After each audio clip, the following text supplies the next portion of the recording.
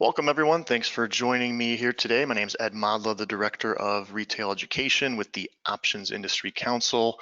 Going to focus today on weekly options and compare them to monthlies and leaps. So we're going to look at different expiration dates and what the dynamics are amongst those three. Here is our disclaimer. Options are not suitable for everyone. We will go through some examples today, excluding costs such as commissions, fees, margins, interest, and taxes. Those are important costs, but we'll keep things simple today. And any discussion on strategy or concept is for illustrative and educational purposes only and shouldn't be construed as an endorsement or a recommendation. The Options Industry Council was founded in 1992 for the purpose of providing free and unbiased education on equity options. Our website is optionseducation.org. We have many podcasts, videos, and webinars available, not just on the website, but also on our YouTube channel and the investor services team, a group of professional former traders and brokers, can be reached at options@theocc.com. They can send you PDF versions of this and other presentation PowerPoint slides that we use. They're also experienced professionals that can help answer some of your questions from an educational perspective about options. Here is our outline today. You'll get some history in the industry regarding where weeklies came from and what monthlies started out as. I'll weave the Greeks in the middle because you can't talk about the difference between near-term and long-term options without identifying the Greeks and looking at the differences amongst delta, gamma, theta, and vega. And then at the very end, the smaller section I'll put at the end is going to be on leaps options, defining those and looking at some specific characteristics to longer term options. So hopefully when it's all said and done, you'll have a good grasp and feel on the similarities and differences between the different expiration dates, and at least have a good understanding of how to interpret the Greeks across these different expiries. So we'll start with weeklies. And first of all, let's back up to the beginning of the listed options industry in 1973 when options were first listed. There were 4 expiration dates. That's all that existed for a particular symbol that had options contracts, and the industry staggered those expiration dates. They called them cycles, cycle 1, 2, and 3, and each stock went into one of those cycles, and they all had the same 4 expiration dates for cycle 1, and then different ones for cycle 2, and different ones for cycle 3, and that was just to give a little relief to the technological burden that was required to list and relist options as they expired. There's not really a need for that anymore, but that's the way we started, with those 4 months broken up into cycles. As technology has advanced and the growth of options has exploded, more and more options are now listed. You don't have those front 4 that differ. Every symbol that has listed options will have 2 front months, monthly expiries, in addition to 2 other back months. And that cycle system has kind of stuck around for those other 2, those back 2 months. So they still follow that cycle 1, 2, and 3 procedure, but the front 2 are always going to be there. And at the baseline, that is the expiries you will see for listed options on an equity, 4 monthly expirations. Of course, there's a whole heck of a lot more than that for many symbols, and that is because over time, the industry wanted to expand and give the public exactly what they wanted. So back in 2005, weeklies were introduced. Prior to that, we had leaps options, which I'll get to later, but in 2005, leaps were launched.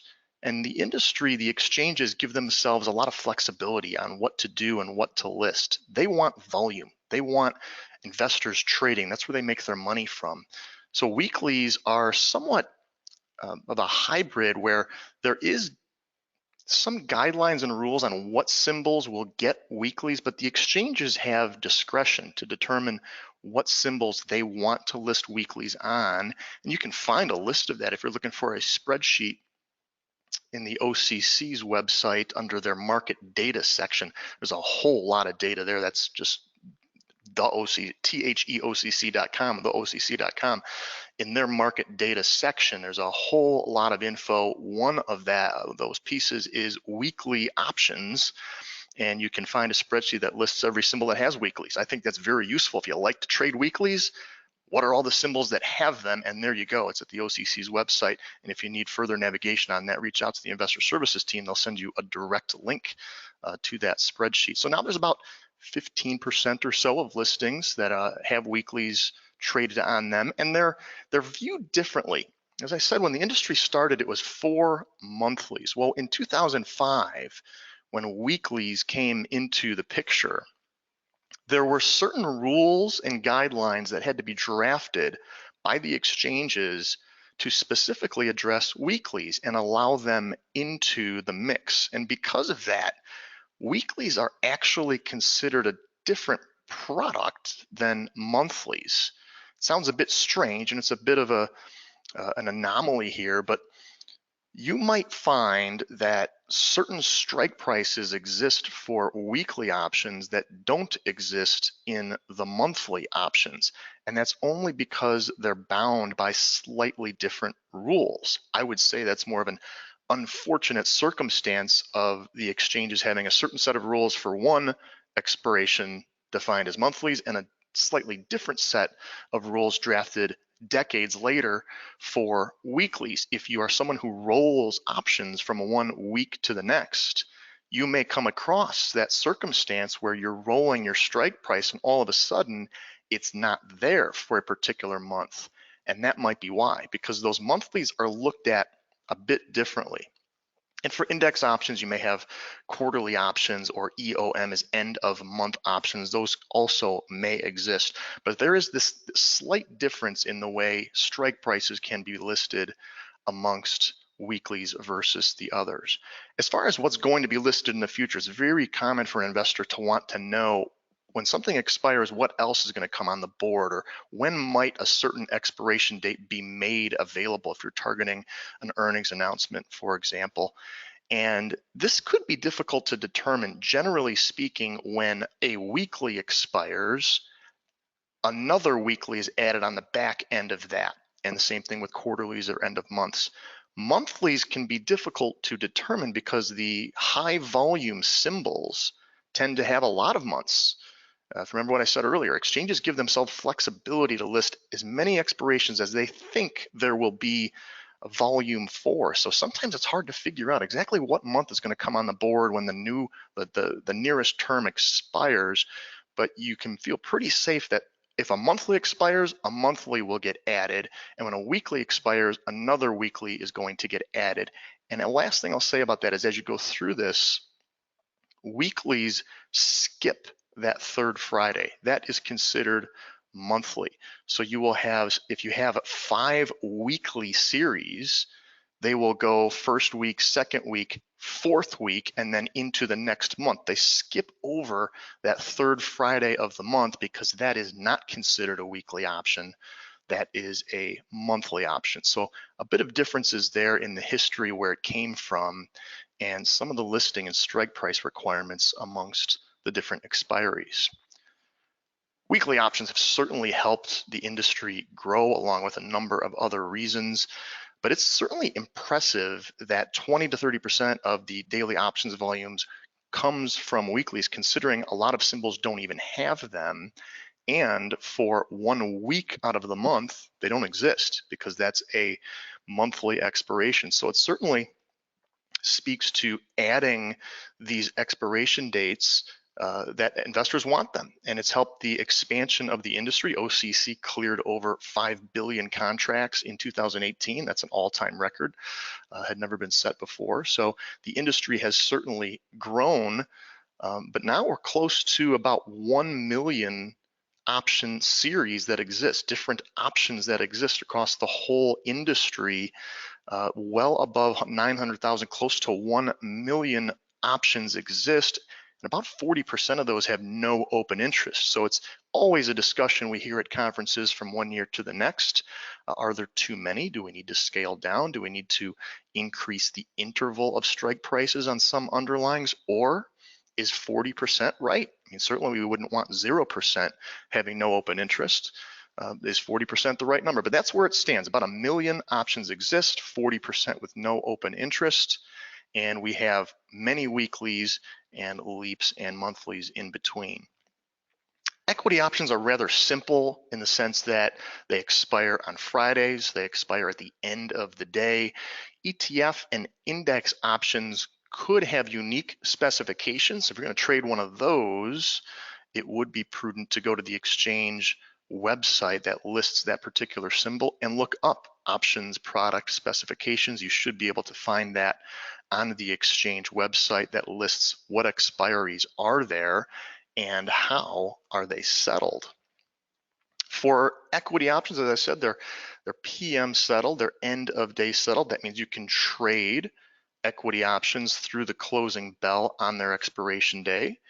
After that, you'll have a certain allotted time by which you can still make an exercise decision if you are long an option. If you don't make any decision at all and you notify your brokerage firm and you do not notify your brokerage firm of your exercise intentions, then you'll be subject to the moneyness of the options contract. Moneyness being, is it in the money or out of the money, based on a comparison of the strike price to the last traded price of the stock. But you have until your brokerage firm cutoff time for a PM settled option to make that determination. Index options, if you trade those, can be different. And there are some index options that settle AM. Even for those of you who don't trade index options, it's rather interesting to just spend a minute on how AM settlement works. Index options, of course, settle into cash and not physically into shares. So the payout for index options is going to be 0 for out of the money options, and it'll be cash for in the money options. Comparing the settlement value of the index to the strike price of the option. For an AM settled index, a computation is made using a mathematical model that takes all of the opening prices of the constituent stocks in the index and runs them through a formula to derive a settlement value. That's in sharp contrast to the opening print or the value of the index that you might see on your trading platform at the opening bell. That's not what is used. The stocks need to open, all of their opening prices go into a formula, that formula is run, and then a settlement value is calculated. It could be close to what you see at the opening bell on expiration day, but not necessarily. So that is how AM settlement works. And if you think about it, some indices have a lot of stocks, 500, 2,000. So it may take hours before all of them open and have an opening print. It's possible that some of them don't even print. Then you have to revert back to the previous day to get a price to use for the formula. So those AM settlements are a little bit unique and interesting. If you're someone who trades index options or will in the future, it's certainly useful to know those intricacies. Now let's get into the motivations for using weeklies. From the buy side, you have low cost because there's less time, so you're paying for low premium amounts. What you give up there is the incredibly fast time decay. So you pay little for a short period of time, and you have access to potentially sharp near-term moves in the stock price, but by and large you are risking sharp losses as the option will move in tandem with the stock for an in-the-money option. An out-of-the-money option is going to take a greater move in order to be profitable. So weekly options will be more sensitive to stock price movements and require that move to be a bit greater as that theta decay starts to come into play. From the sell side, you're trying to capture that time decay. And we'll see graphs later on in the presentation that time decay is fastest in that last week and specifically those last days before expiration. Sellers are trying to weigh those two things against each other, the rapid time decay versus the relatively small amount of premium that they receive for the option. Just like any seller of any other expiry, they'd be asking themselves, is it worth it? to sell the option for this dollar amount, given the risk that it implies on me for this week, but I'm trying to capture that fast time decay. So buyers want quick moves and they need moves in their direction in a very timely fashion. Sellers are looking for less movement, rapid time decay, and are looking to capture small dollar amounts that add up quickly from 1 week to the next. Greeks are important to understand here. Delta, gamma, theta, and we'll also get into vega and implied volatility. So let's spend some time there looking at the Greeks and then weaving in how the Greeks apply themselves to short and long-term options. First of all, here they are. There are a number of other Greeks out there, second and third derivative Greeks, but these are the big ones, delta, gamma, theta, vega, rho, and we'll get to each of these a little bit throughout the presentation. First of all, delta. Here's just a refresher for you. The expected change in the option value with a $1 move up or down in the underlying stock. It can be represented in a decimal form or a whole number. They are from 0 to 100.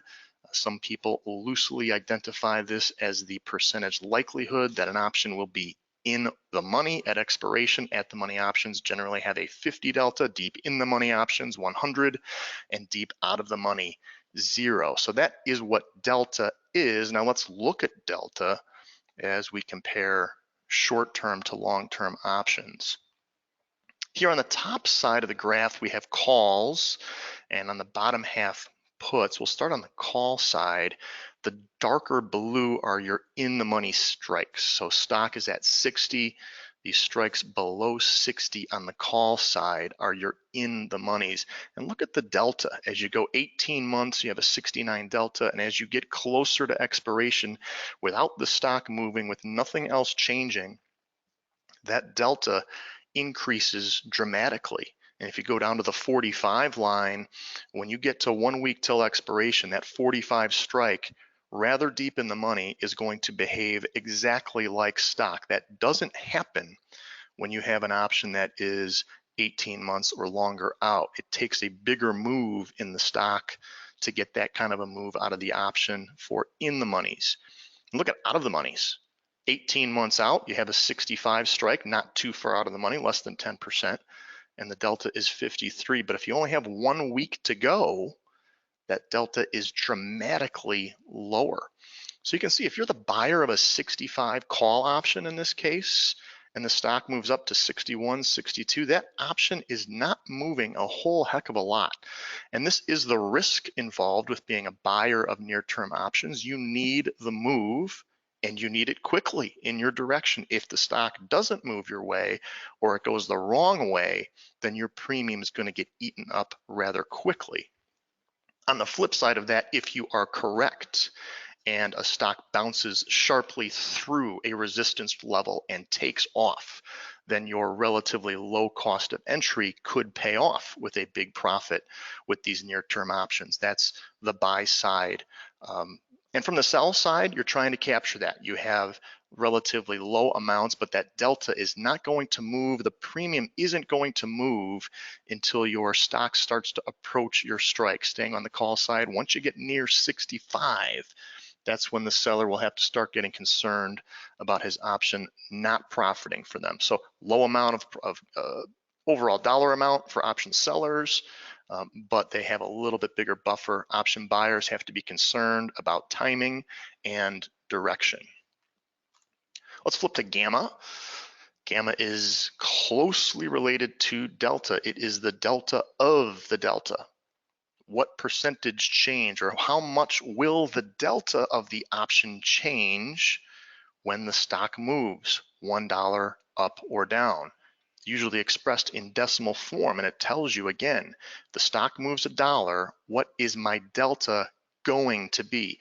This starts to enlighten you on how the Greeks work together, and they're dynamic. They are always changing. When you look at these numbers and what the Greeks represent, they assume all other factors are constant, but that's not going to be the case. They help you identify potential changes and predict where option prices might go, but they all work together and they are all dynamic. Gamma over time is perhaps the most interesting. As you see, the long-term options are relatively flat. And as you go out to 6 months, you almost have a flat line. As the stock moves, the delta's not changing a whole lot. There's so much time left. And think about that definition about the delta representing the likelihood of an option being in or out of the money. On a side note, mathematically, that isn't exactly true, but I was taught that by Holt Trading back in '97. It's a well-known, long time, generally understood concept that delta does represent that. If you're going out a couple of years and you have a 50 delta at the money option, the stock moves $1, that really doesn't change a whole lot. If you have 1 hour to go before expiration and the stock moves $1, that changes things dramatically. So see the near term, the 1 week graph of gamma, and this is what we call exploding gamma. When you get towards expiration, if you have open positions, long or short, at near the money strikes and the stock is moving up and down above and below your strike price, your deltas are changing by an enormous amount. This is what professional traders don't want. An investor certainly may be looking for that. They want their delta to go from 0 to 100 because they're trying to capitalize on a move. Professionals who want to remain more neutral, trade for edge, trade on volatility levels, and not take that directional risk, don't like this exploding gamma concept. So at expiration, professionals are the ones going in there at a nickel or a penny and closing out positions from the long side or the short side. They just want to get rid of any open positions at the money strikes to avoid this. So gamma explodes as you get near term, and that means your delta is moving a lot quicker. Long term, it doesn't move so much. So be aware of that between weeklies and longer term. Theta is as important as anything. Theta is the expected time decay in the option value with the passage of 1 day, usually expressed in decimal form. It represents cash amount per option, that should say option, and all other pricing factors remaining constant. Both calls and puts have negative theta amounts. If you're the seller of options, you actually have positive theta. It's working in your favor. If you're the buyer of options, you have negative theta. Each passing day is going to yield a loss in your account, all else equal. Charting that from long term to near term, here's how it looks. In the money options, a bit different from at the money. In the money options, by the way, have very little time value. So gradually over time, in the money options are approaching parity. They're approaching their intrinsic value. So there's this slow, gradual decay of their extrinsic value. And that's where you see that in the money option is more of a linear line. Theta amounts are greater at the money and more dynamic at the money. You see that tipping point. Most investors believe that to be about 40 days until expiration, when theta, the rate of theta decay begins to increase, and it continues to increase through expiration date. An option seller is trying to figure out, well, how can I get a good rate of decay while still collecting a healthy amount of premium? And that's something you have to decide for yourself. Is that selling options 7, 14, 21, 28, 35 days? That would be up to you. And then when do you manage that? As options approach expiration that last week, if they are out of the money, trading for very little amounts, when do you close it? Is it worth holding something open if it's worth a dime or a nickel, or is it worth just buying it back, getting rid of it, and moving on? So that's a difference in theta. Now we'll put this up on the graph as well. Stocks at 50, and we'll get to an interesting conversation here about selling weeklies versus say monthlies. This graph shows you the theta over time, how much decay there is for a 1-year option, and then down the line as the days to expiration shrink dramatically, you see that theta starts to increase. As the option premium decreases, theta is still increasing, and that speaks to this continued acceleration of theta decay that really starts to pick up. You see here in the last 20 days, based on this example, you see those numbers really start to pick up and go from 19 to, or that's 1.9 cents to 2.3, 3.3, 4.7. So you see that really start to increase as you get close to expiration. Now, a common thought that I hear frequently is it's always, and I hear it expressed that way, it's always better to sell the nearest term option because you will get more money selling the nearest term over and over again rather than going out to a further term. And what I mean by that is, you look at the option here with 5 days till expiration, you can sell it for $47. 20 days out, you could sell it for 93. Well, if I could sell that 5-day option 4 times, I would actually get, you know what, 94 cents, so $1.88. I could sell that 5-day option for $1.88, or I can sell that 5-day option twice for 94 cents as opposed to selling a 10-day option for 66. And that's what that concept comes from. And I don't disagree with that. You do have faster time decay at 5 days. So if you could keep selling 5 days, that's great. Keep doing it. You're going to get more out of that, all else equal, than selling the 10 or the 20 or the 30-day option. So that's what I'm going to focus on here, the all else equal part. If you're selling an option, in this case, the 50 strike at the money call, on some level, you're not bullish.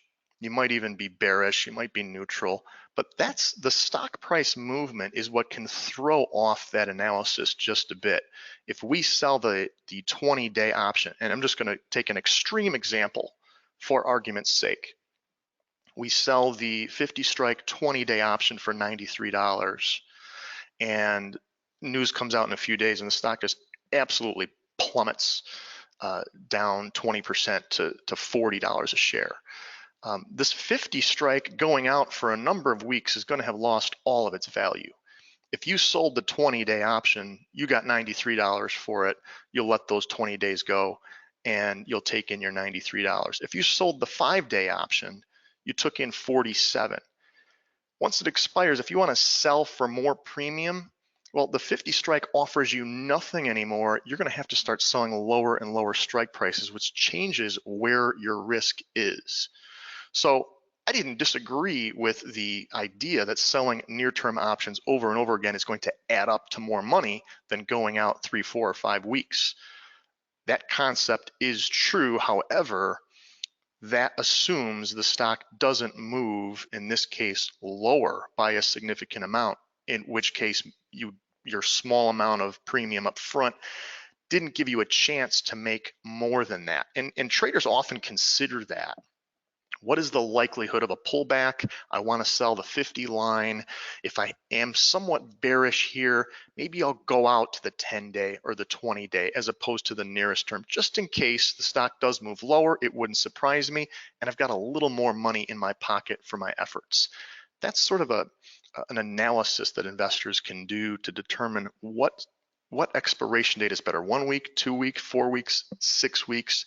That difference in premium versus expiration date can be a little more complex and a little more involved than a lot of newer options traders would seem to think. Then the second graph here is just the same example, but with 40% implied vol, twice as much implied volatility in those options, and you can just see everything's increased. The theta amounts are higher, the option premium amounts are higher, but that acceleration of decay, the acceleration of theta, still holds true.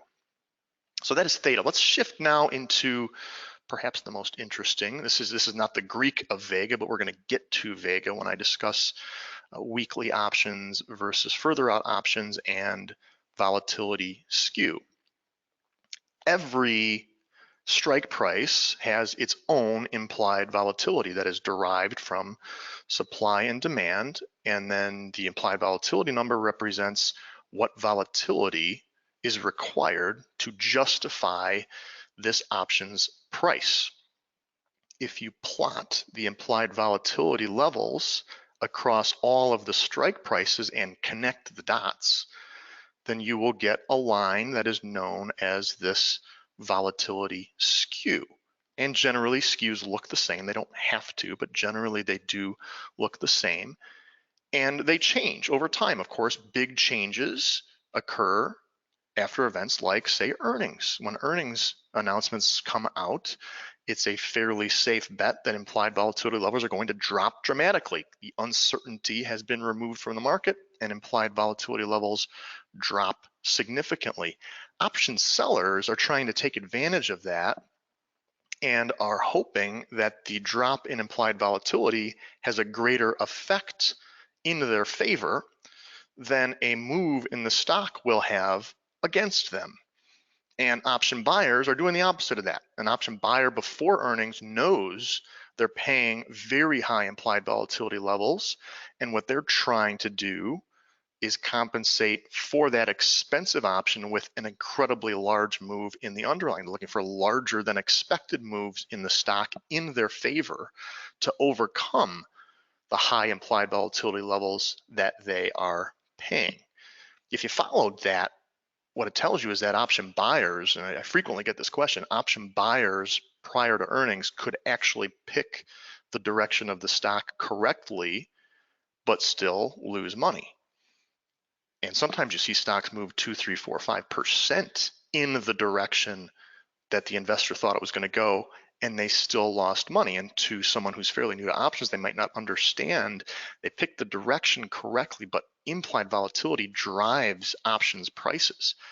It's the driving force behind what makes them expensive or cheap. And when implied vol drops like that, you're going to have a significantly negative effect on your option prices. So supply and demand is going to drive what the skew is. And here is, in general, what skew looks like. Like I said, it doesn't have to look like this. You might see skews of all different sorts. This is really just identifying where the demand is for options. And in this case, you see out of the money puts, sometimes I call that the put wing, and out of the money calls, the call wing, have this increased demand relative to their strike versus stock analysis as compared to an at the money option. And that's generally the case. Option buyers are looking for protection on the downside. They're speculating on the upside. So there's a bit more of a demand for those options, and it drives implied volatility levels higher. Things like commodities that might move in both directions with the same force and magnitude may have a completely different looking skew graph where you don't have that need for downside protection versus upside protection. Commodities, for example, are well known to move both ways. So you may have more of a flat looking skew when it comes to commodity options. But here we are back to our weekly versus monthly comparison. And you see how the weekly has higher implied volatility than the monthly. This would not necessarily mean that weeklies are a better sale than monthlies because you're selling higher implied vol. This is just natural. This is what you're going to expect in the options market. I'll explain this in a couple of ways. I'm going to weave in Vega to this. Vega is the expected change in options price as implied volatility changes. As you get closer to expiration, Vega gets smaller. Vega is greater long-term versus near-term. So as your Vega gets smaller, all else equal, as time is passing, as time is passing and the option value is decreasing, it takes a larger amount of implied volatility move to change the option price. So in light of that, as you draw closer to expiration and Vega is decreasing, implied volatility mathematically has to increase to make up for that, and that's what you see here. I'll say it one other way. Out of the money puts, for example, on the put wing side of the equation here, out of the money put strikes tend to hold their bids. Money managers and institutions and banks tend to be looking for that protection to the downside, and out of the money put options tend to hold bids. So from one day to the next, If an option that's trading for a nickel or a dime or a quarter is holding that bid and it's not decreasing, yet you have time passing, you have theta decay, and you have smaller vega, that means the piece to the equation that has to change is implied volatility. It has to go higher to justify the price. Nothing changed. Stock didn't move. Option price didn't move at all. The only thing that happened was time passed. So this is natural.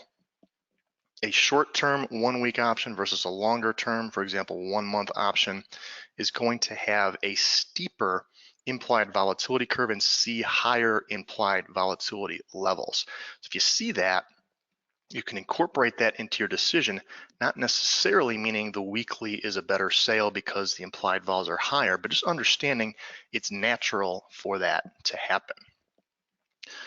Now, I think it's useful in the last 10 minutes or so to look at leaps as we've been comparing weeklies to longer term options. Leaps are the longest term you can get. So I'm going to walk through what leaps are and discuss some of the differences and maybe get into the Greeks as well with leaps. Leaps used to be listed on three separate days in the fall. That changed last year. The exchanges now list them all on the same day for eligible securities. This year it'll be September 16th when they list all of the leap options on the securities that they deem worthy of leaps, and that comes from a simple volume analysis. How much volume is traded on a monthly basis, and if it meets their criteria, they'll get leaps.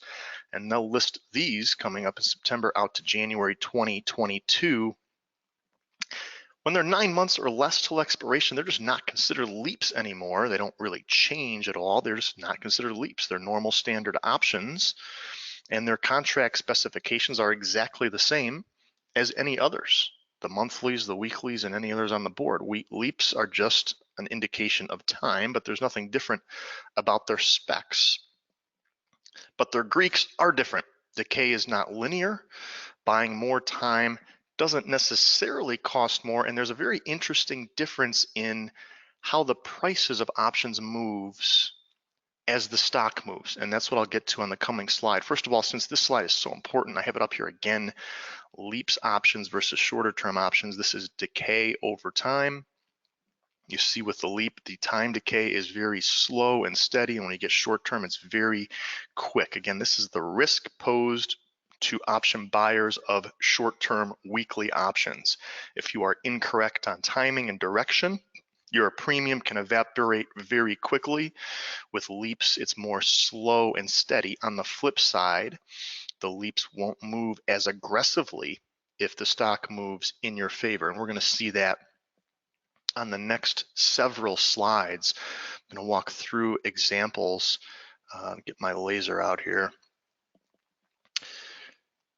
So here we have the strike. The strike is at 50, the stock is at 50, and we have a 3-month option trading here at $3.33. The 2-year leap, so very big difference in expirations between these two, trading at 10.97. If the stock does not move anywhere, you can see how quickly this erodes to 0 and a 100% loss. And if you're trading the shortest term option, the weekly option, and you get no movement, you're going to have a quick 100% loss on your trade. So a small investment might not necessarily be the best idea if you end up with a 100% loss. You look at the leap side here, you paid a whole lot more to get the leap, but if you're wrong and the stock stays at 50, you're losing a very little amount, relatively small amount, and that leaves you with some time and opportunity to manage the position. What if the stock moves up? It gets more interesting as the stock moves. So the stock was at 50, and here were our numbers where we started with. Now the stock goes to 53.25. It pops 3.25. For the short-term option, we get a nice healthy gain, a 63% move up to 544, whereas the 2-year leap option didn't move as much. This move, again, you're right on direction, you're right on time. the short-term option pays off more handsomely than the long-term option, which is going to have a more gradual move. From here, if the stock stays at 53 and a quarter, look at that erosion of the gain to the point now where all you have left 3 months later is your intrinsic value of 3 and a quarter, which is less than what you paid for it, and you ended up with a loss.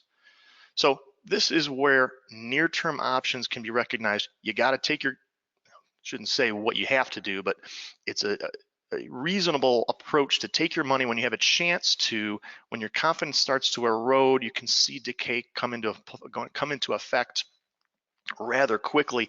With the 2-year option, you give this part up. You only made 21. That's not nearly as much. You're less sensitive to the stock price here.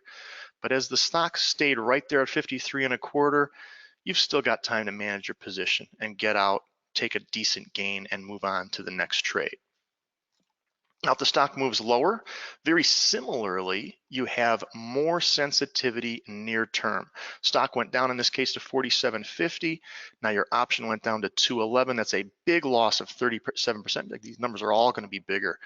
As the stock stays below the strike, you have quick erosion down to 0. And here long term, you have very slow, gradual erosion. So this is not trying to make a case for leaps. You just have slower moves in both directions. They cost more to get in, so higher cost of entry and slower moves. The benefit to the near-term option is here. It's right. If you're correct, the direction and the timing being spot on, that short-term option, in this case it's 3 weeks, or you can look at it as a 1-week option, the timing magnitude of the move, if you're correct and you trade it as a 1-week option, then you have a much better chance to make money as compared to a longer-term option. You just got to be right, and that's all it is.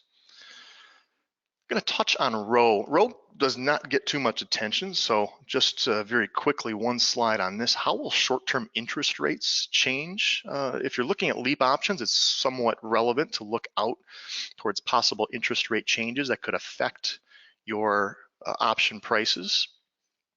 If interest rates increase, then of course the value of cash increases. The value of money in your hands today increases. If you are a stock trader versus a call buyer, you would much rather buy a call than buy stock with high interest rates. And as rates go up, call premiums look more attractive. On the other side, if you're looking at put options, it certainly is more attractive to capture the strike price and exercise puts early if interest rates go up. You'll tend to see that more often. So as interest rates go up, call premiums go higher and put premiums go lower, and you can expect to see that if someday we start to get routine interest rate raises from the Fed. It's worth noting that those longer term options are going to be susceptible to that, and you will see this effect on call and put premiums. What about dividends? Something else to keep in mind when you have long-term options and what may affect their price. If there's an increase in dividends, then perhaps the simplest way to look at this is the future stock prices will be lowered as the dividend amount gets taken out of the open market stock price. The future prices or forward-looking prices of the stock tend to go down, and that will affect call and put premiums as well. It certainly also is more attractive to be a stockholder versus a call holder when dividends increase. So you'll see for a couple of reasons there. One's mathematical and one's conceptual, that call premiums go down and put premiums go up. I don't know if there was an echo there. If we're all right now. Okay, so the last slide that I've got here, get to know Greeks at least a little bit, understand the differences between delta, be familiar with exploding gamma, implied volatility, theta. Weekly options trade an awful lot, and it's likely that we're going to see more and more of that coming into the future. Be aware of upcoming dividends and earnings announcements. They're going to have a significant effect on option prices. Weeklies are very sensitive to stock price movements, and there's faster decay. So as you have faster decay and smaller premium amounts, you have to weigh that difference between being an option buyer and seller. And as I turn things back over to any questions that might be out there, I'll have our contact information up on the board. Again, the website, our investor services team, and our social media. If anyone wants to follow us or reach out to us there, feel free to do so. So I have some time here. If there are any questions, I will be glad to take those. Thank you so much, Ed.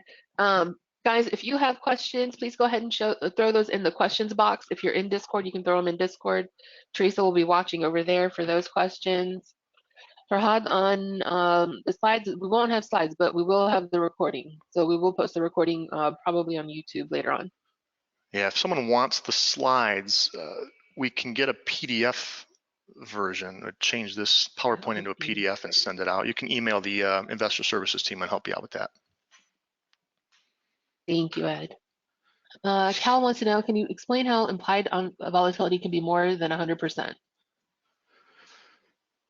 Well, it's not, I don't know, it's not bound by 100%. It's the volatility associated with the justification of an options price. So as prices go through the roof, what volatility in the stock could yield that potential move in the stock to get to that strike price. Certainly stocks can move greater than 100%.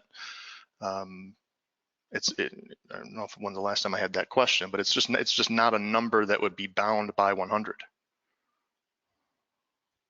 That works for me. What other questions do we have?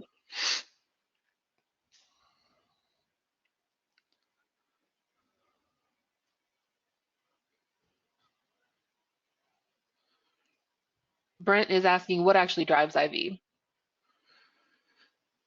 Ultimately, it is demand from the open market. So this is really an extension of the previous question. It's demand from the open market, which yields an options price. From there, you back out or you calculate what the implied volatility is that justifies the price. So I suppose another way to answer the previous question would be, there's really no limitations on how high an option price can be bid. It can keep going up and up and up. And as option prices keep going higher, that's going to affect the implied volatility. All else equal, and we see this all the time, if nothing changes within the same trading day, stock not moving, for whatever reason, buyers come in, more and more buyers come in, and implied volatility is the only thing changing. It's going higher and higher, and it's only bounded by how high our bid's gonna get on options prices. So ultimately it's bids, it's market participants, and then IV is derived or backed out based on what the open market options price is. And it's unique for each strike price.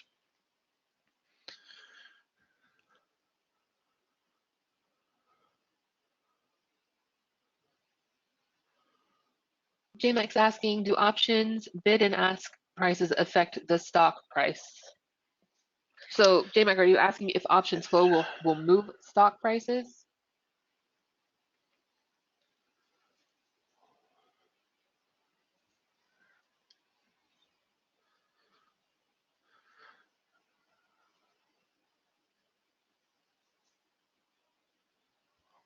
He has not responded yet, but his question is, he says, if I put in an order to buy, will it cause the price to move up? The actual options price to move up? There's certainly a relationship between stock price movements and option price movements. It's usually the other way around. You would not normally see the options market bid or ask affect the stock, but when the stock bid or ask starts to change, either heavy on the bid or heavy on the offer, or if it widens, that's much more common. If the stock, for whatever reason, starts to widen out their bid ask spread, the options follow suit because options traders are hedging their positions. Stock traders aren't necessarily doing that, but options professionals who are taking on deltas are immediately offsetting their deltas, and they're keeping an eye on that. If they are buying call options, they are immediately selling stock to cover their deltas, and flip side, if they're selling calls, they're buying stock, so they're watching the stock. It's much more common to see the stock bid ask, either size or width, affect option prices, it's pretty rare to see it the other way. In fact, I've never seen it really occur the other way around.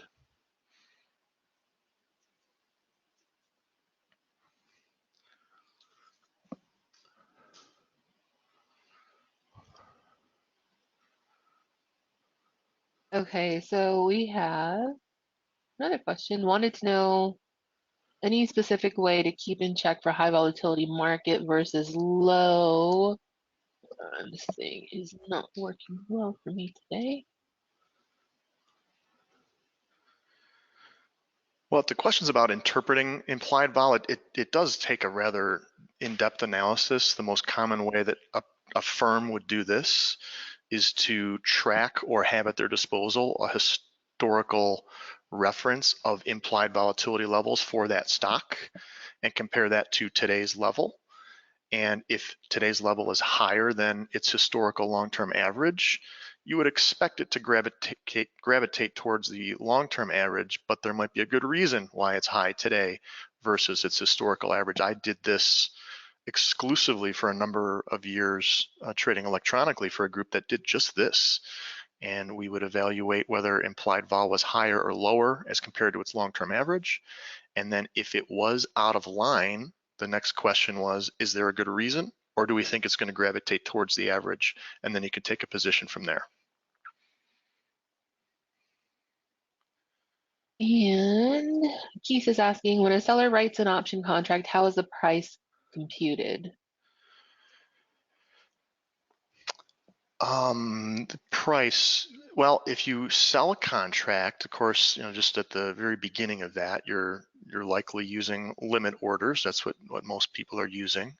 And saying what's the price computed? Well, if you're choosing your price, the option price for a standard contract is translated into dollar amounts by taking the premium of the option and multiplying it by 100, and there's your dollar amounts. Is that where you think the question's going? I think he might be asking, like, how do you determine how much you're actually, like, the actual price that you're able to write it for? So it's pretty much how much is someone willing to buy it from you for? Yeah, right, and that's a good question. Certainly you start with your options chain, and you can look at what the bid offer is. If you want to do an analysis to determine, well, what does this price really mean? Like, what implied vol am I looking at here, or what implied vol would I want? If you want to do that type of analysis, then I would really encourage you to ask the investor services team to direct you to the OIC's options calculator. And then they can help you use that calculator, because you can input option prices and back out what the implied vol is. And then you can input your own price and say, well, I don't want to sell it here at $2. I want to sell it at an implied volatility level that's different than that. I'm getting implied of 30, I want to sell it at 35. You can plug in implied vol of 35, compute, and then it will give you a theoretical price that you can then use for your limit order. I hope that answer helps.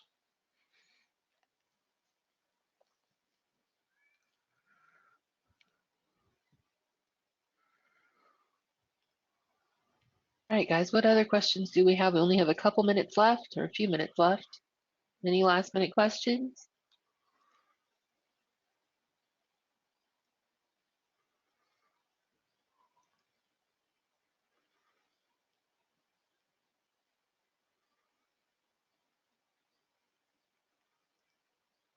All right, I think that's all the questions that I see so far.